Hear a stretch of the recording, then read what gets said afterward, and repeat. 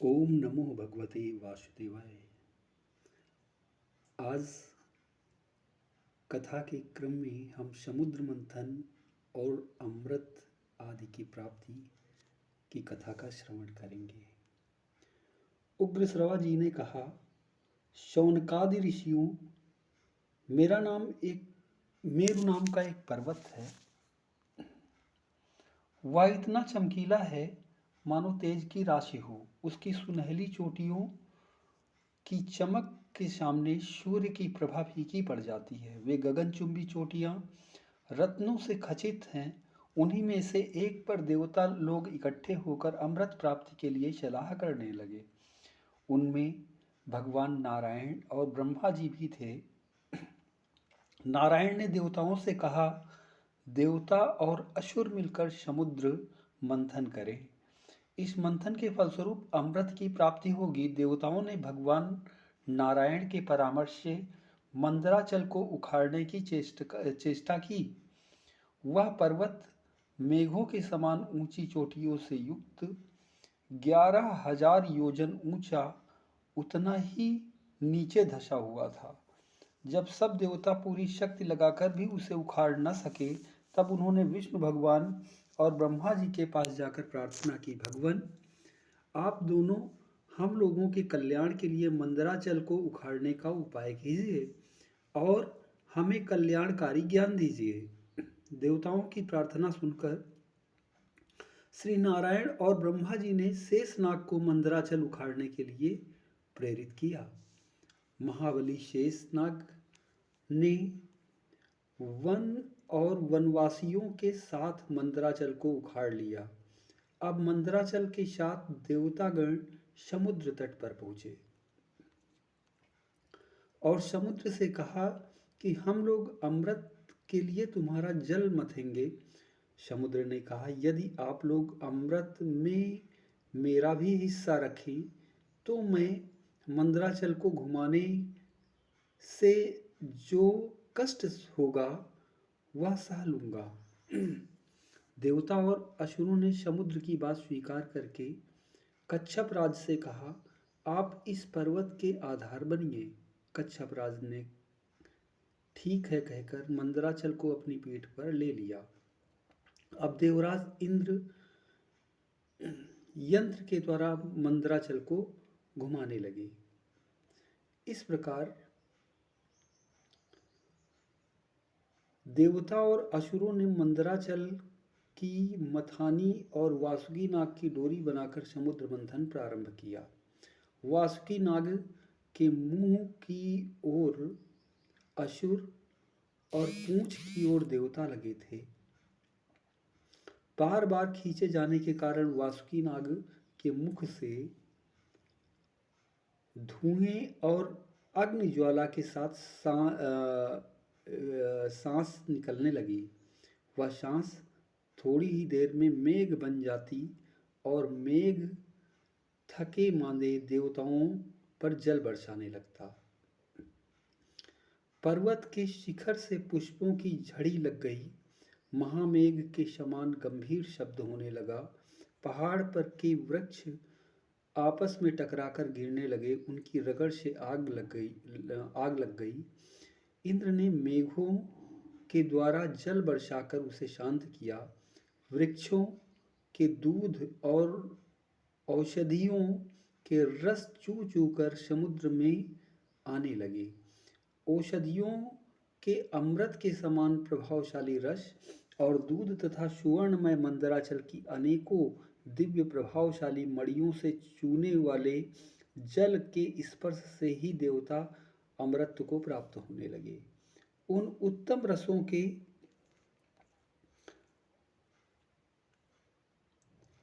सम्मिश्रण से समुद्र का जल दूध बन गया और दूध से घी बनने लगा।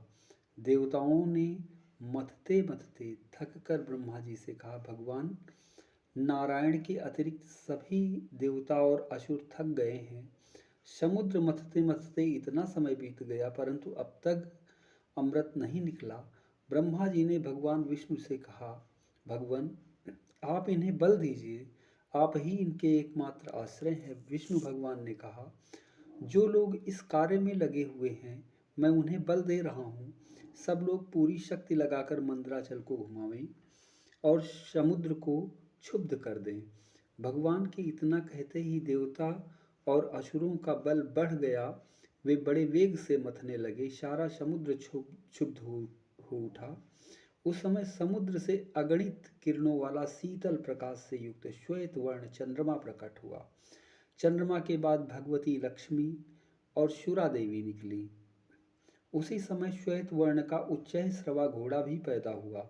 भगवान नारायण के वक्षा स्थल पर सुशोभित होने वाली दिव्य किरणों के से उज्ज्वल कौस्तुभ मणि तथा वांछित फल देने वाला कल्पवृक्ष और कामधेनु भी उसी समय निकले। लक्ष्मी, सुरा, चंद्रमा, उच्चैः श्रवा ये सब आकाश मार्ग से देवताओं के लोक में चले गए। इसके बाद दिव्य शरीरधारी धन्वंतरि देव प्रकट हुए। वे अपने हाथ में अमृत से भरा श्वेत कमंडल लिए हुए थे। यह अद्भुत चमत्कार देखकर दानवों में यह मेरा है, यह मेरा है ऐसा कोलाहल मच गया। तदनंतर 4 श्वेत दांतों से युक्त विशाल ऐरावत हाथी निकला। उसे इंद्र ने ले लिया। जब समुद्र का मंथन किया गया तब उसमें से कालकूट विष निकला। उसकी गंध से ही लोगों की चेतना जाती रही। ब्रह्मा की प्रार्थना से भगवान शंकर ने उसे अपने कंठ में धारण कर लिया। तभी से वे नीलकंठ नाम से प्रसिद्ध हुए। यह सब देखकर दानवों की आशा टूट गई। अमृत और लक्ष्मी के लिए उनमें बड़ा वैर विरोध और फूट हो गई। उसी समय भगवान विष्णु मोहिनी स्त्री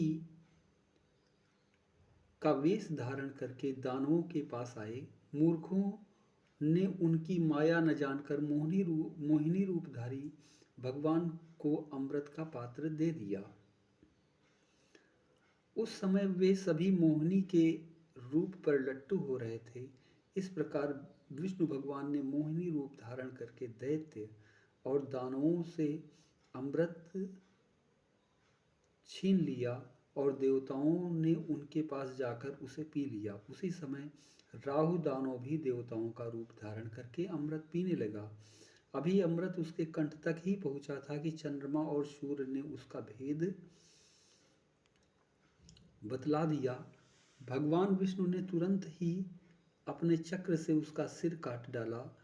राहु का पर्वत शिखर के समान सिर आकाश में उड़कर गरजने लगा।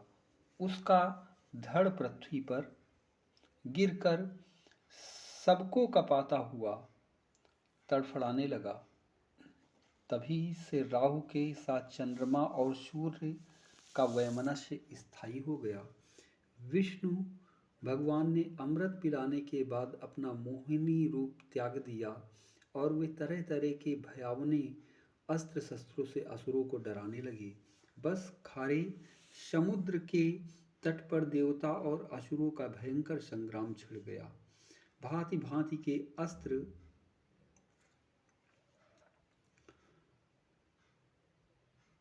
शस्त्र बरसने लगे।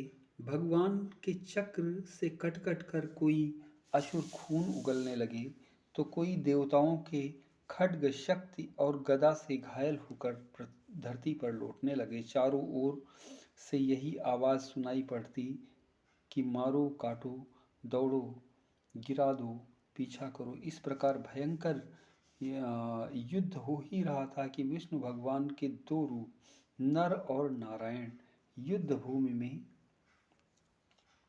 दिखाई पड़े। नर का दिव्य धनुष देखकर नारायण ने अपने चक्र का स्मरण किया और उसी समय सूर्य के समान तेजस्वी गोलाकार चक्र आकाश मार्ग से वहां उपस्थित हुआ। भगवान नारायण के चलाने पर चक्र शत्रुदल में घूम घूम कर काल रात्रि के समान सहस्त्र सहस्त्र असुरों का संहार करने लगा। असुर भी आकाश में उड़ उड़कर पर्वतों की वर्षा से देवताओं को घायल कर रहे थे, उस समय देव शिरोमणि नर ने बाणों के द्वारा पर्वतों की चोटियां काट काट कर उन्हें आकाश में बिछा दिया और सुदर्शन चक्र घास फूस की तरह दैत्यों को काटने लगा। इससे भयभीत होकर असुरगण पृथ्वी और समुद्र में छिप गए। देवताओं की जीत हुई। मंदराचल को सम्मानपूर्वक यथा स्थान पहुंचा दिया गया। सभी अपने अपने स्थान पर गए। देवता और इंद्र बड़े आनंद से सुरक्षित रखने के लिए भगवान नर को अमृत दे दिया। यही समुद्र मंथन की कथा है। ओम नमो भगवते